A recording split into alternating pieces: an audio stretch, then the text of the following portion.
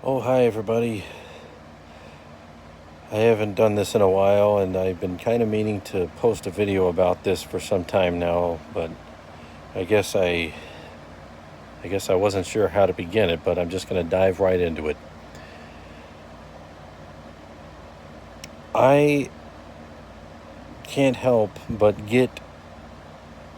not get rid of this bug inside of me about the country I'm living in, which is America, and the kind of volatile things that are just, fomenting right now, socially and, of course, politically. Of course, they always are politically, but especially on just a purely human level in times like this. This is far from the first time it's gotten to be this way, and there are times that it's been even worse than it is now, no matter how much it's getting talked up. You know, everybody tries to make things sound so catastrophic and apocalyptic, so that everybody will listen to them about it. But I don't deny that it's bad. Just the other day, Breonna Taylor's, the officers that had shot her, all but one of them got off. And the grand jury didn't indict them, except one did get indicted for shooting that did not injure Breonna. And of course, there's naturally some serious outrage over it, and really there should be. And it wouldn't be the first time in my lifetime that something like this has come about. And I could go on and on. Obviously, George Floyd's killing over the summer. It's just it just gets old, really old, really fast. But I got to tell you, amidst all the volatile things that are coming up, and of course a presidential election coming up, I got to say this. Our future, not just as a nation, but really as a world, depends on kindness. I really do believe that. It's not that you don't need to ever disagree with people, and it's not that you don't need to have convictions. I sure do, and I sure have people with whom I disagree. But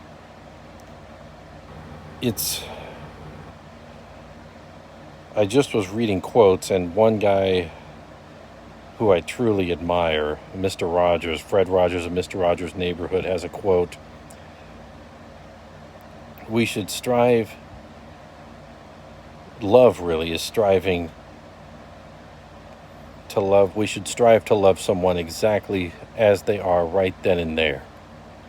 And you see all the wars that are being waged. I'm not talking about just wars like battles of people dying, but just the wars that are being waged on all kinds of media platforms, social media, or just news media in general. And things are very combative and confrontational because that's what people seem to want to be. People seem to have gotten into this really toxic, this toxic habit of wanting to draw energy from their ability to knock people down with their words. I'm not talking about confront in a healthy way. Obviously, there are people who need to be confronted. There are people who are very unjust. Obviously, we want the people who killed, people like Breonna Taylor and George Floyd to be held accountable and to be confronted. And that is true. You want justice, you want accountability. But it's just amazing how many people can just do that with all kinds of people who may even just be perfect strangers, just going into a comment thread on some provocative video on YouTube, and just how quickly things descend into this cat fight, that's just like if some fourth graders fighting on the playground, man. And I mean, And you know, my wife and I, we really enjoy, both of us, one of the things we like to bond over is history, you know, and stuff like that. She is, it's funny because I have the college, I do have an undergraduate degree. She did some college, and it was actually 1 year of college when she attended when I met her first years before.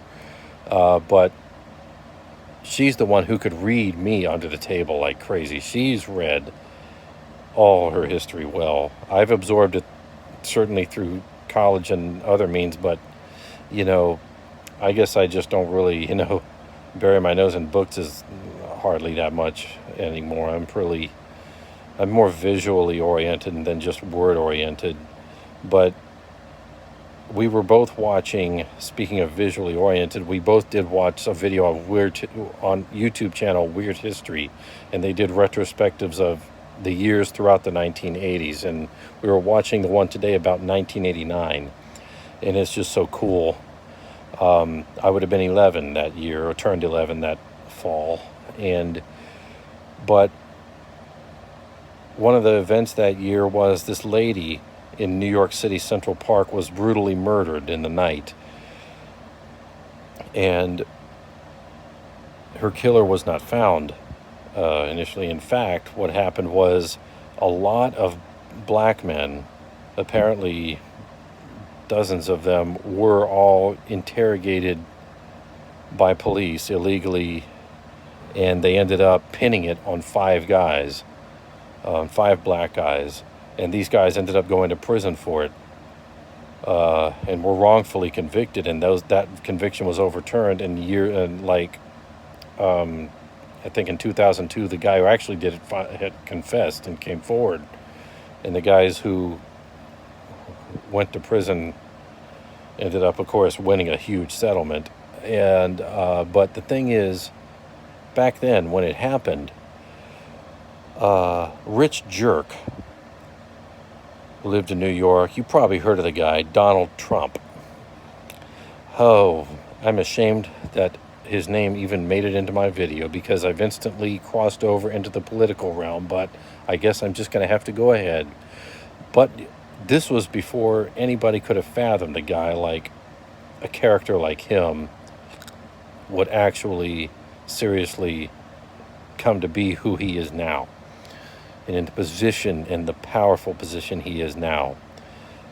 But this guy, who is now our president, back then said this, and he actually took out ads in the newspaper, full page, calling for the death penalty, just in huge dark print, just saying, bring back the death penalty, bring back the police.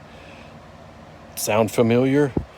Well, speaking of sounding familiar, in the retrospective, they replayed an interview he did, just a quote he did. He's like, yeah, I hate these guys. And by these guys, he means the guys that ended up on whom the murder got pinned. And he's like, I hate these guys. I think everybody should hate these guys. You know what? And this is what you need to hang on to, what he said. This was in 1989. He said, I think we need hate, if that's what it takes to get things done. Did you hear that? That's what he said. We need hate. That's what it takes to get things done. That right there embodies the philosophy that not only I'm not just talking about him, I'm talking about everybody these days. At least, you know, the cultural drumbeat that seems to have gotten out of hand these days, that embodies what it seems to have been all about.